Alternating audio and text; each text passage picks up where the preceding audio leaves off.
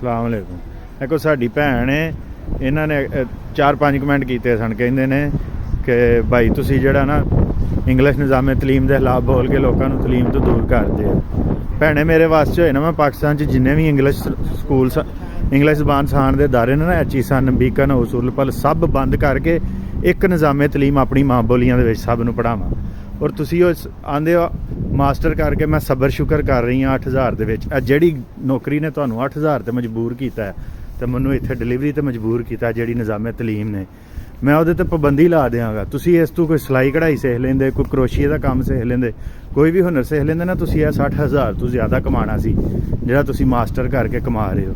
ਤੇ ਭੈਣ ਹੋਰੀ ਕਹਿ ਰਹੇ ਸਨ ਜੀ ਸਾਡੇ ਸ਼ੁਕਰ ਕਰੋ ਸਾਡੇ ਹਾਲਾਤ ਬਾਕੀ ਮੁਸਲਮਾਨ ਮੁਲਕਾਂ ਦੇ ਨਹੀਂ ਹੈ ਜਿਨ੍ਹਾਂ ਦਾ ਨਾਂ ਲਈਏ ਤੇ ਅਸੀਂ ਬਲਾਕ ਹੋ ਜਾਂਦੇ ਹਾਂ। ਭੈਣੇ ਸਾਡੇ ਉਹ ਹਾਲਾਤ ਹੋਣ ਵਾਲੇ ਨੇ, ਜੇ ਅਸੀਂ ਇਹ ਨਿਜ਼ਾਮੇ ਤਲੀਮ ਨਾ ਬਦਲਿਆ, ਅਸੀਂ ਦਿਨ ਬ ਦਿਨ ਕਮਜ਼ੋਰ ਹੋਈ ਜਾ ਰਹੇ ਹਾਂ, ਅਸੀਂ ਤਬਾਹ ਹੋਈ ਜਾ ਰਹੇ ਹਾਂ। ਜਿੰਨੀ ਦੇਰ ਤੱਕ ਅਸੀਂ ਹੁਨਰਮੰਦ ਲੋਕ ਨਾ ਪੈਦਾ ਕੀਤੇ ਆਪਣੇ ਮੁਲਕ 'ਚ, ਆਪਣੀ ਜ਼ਬਾਨ ਦੇ ਵਿੱਚ ਹੁਨਰਮੰਦ ਔਰ ਬਾਸ਼ਊਰ, ਸਾਡਾ ਦੁਨੀਆ 'ਚ ਕੋਈ ਮੁਕਾਮ ਨਹੀਂ ਰਹਿਣਾ।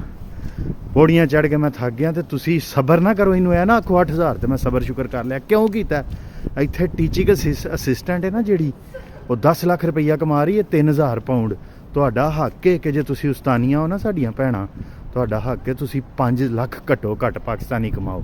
ਉਹ ਉਦੋਂ ਤੁਸੀਂ ਕਮਾਓਗੀਆਂ ਜਦੋਂ ਪੂਰਾ ਮੁਲਕ ਹੁਨਰਮੰਦ ਹੋਏਗਾ, ਤੇ ਹੁਨਰਮੰਦ ਪੈਦਾਵਾਰ ਪ੍ਰੋਡਕਸ਼ਨ ਬਹੁਤੀ ਪੈਦਾ ਕਰਦੇ ਨੇ।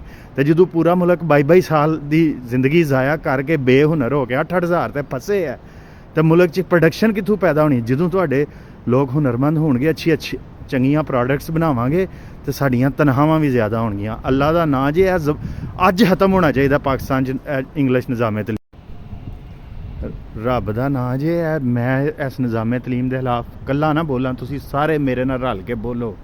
ਇਹ ਜਿਹੜਾ ਕੱਲ੍ਹ ਖਤਮ ਹੋਣਾ ਨਾ, ਇਹ ਅੱਜ ਖਤਮ ਹੋਏ ਤਾਂ ਪਾਕਿਸਤਾਨ ਤਰੱਕੀ ਕਰਨਾ ਸ਼ੁਰੂ ਕਰ ਦੇਗਾ।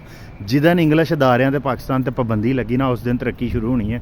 ਉਦੋਂ ਪਹਿਲਾਂ ਨਹੀਂ ਹੋਣੀ। ਉਦੋਂ ਪਹਿਲਾਂ ਮੈਂ ਬਾਰਿਸ਼ 'ਚ ਡਿਲੀਵਰੀਆਂ ਕਰਨੀ।